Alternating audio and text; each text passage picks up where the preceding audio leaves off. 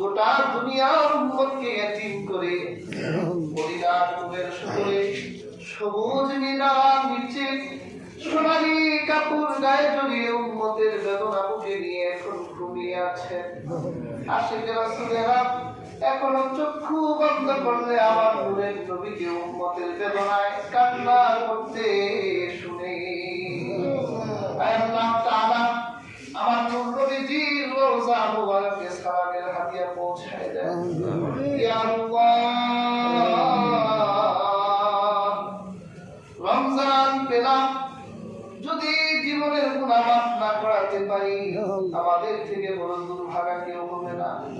জিবরিল আমাদের লানত করেছেন, আপনার হাবিব সায় দিয়েছেন, আপনার হাবিব বলেছেন যে রমজান পেল নিজের জীবনের গুনাহ মাফ করাতে পারলো না, নিজের বাবা মার জীবনের গুনাহ মাফ করাতে পারলো না, সে যেন ধ্বংস হয়ে যায়।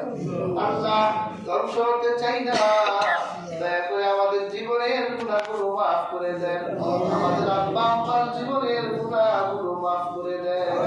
আল্লাহ, যাদের বাবা মা গুলো অন্ধকার মাটির কবরে ঘুমিয়ে আছে, আল্লাহ তাদের কবরগুলো জান্নাতের টুকরা বানায় দেন। আল্লাহ আমাদের যাদের আব্বা আম্মা গুলো জীবিত আছে দীর্ঘ হায়াত দিয়ে দেন, সুস্থতার সাথে বেঁচে থাকার তৌফিক দেন।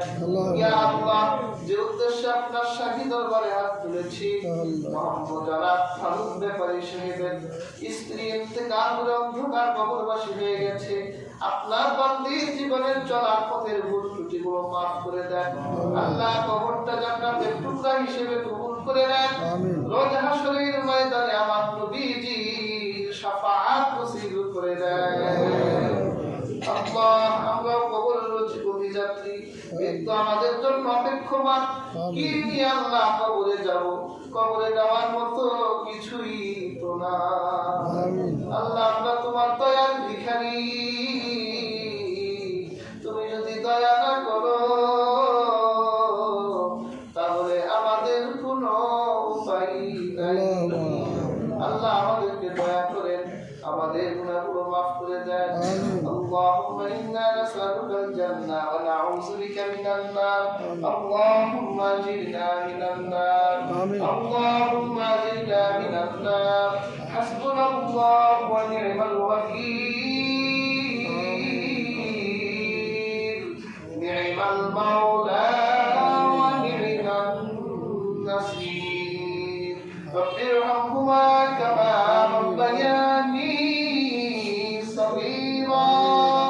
رب ارحمهما كما ربياني صغيرا. سبحان ربك رب العزة عما يصفون وسلام على المرسلين والحمد لله رب العالمين.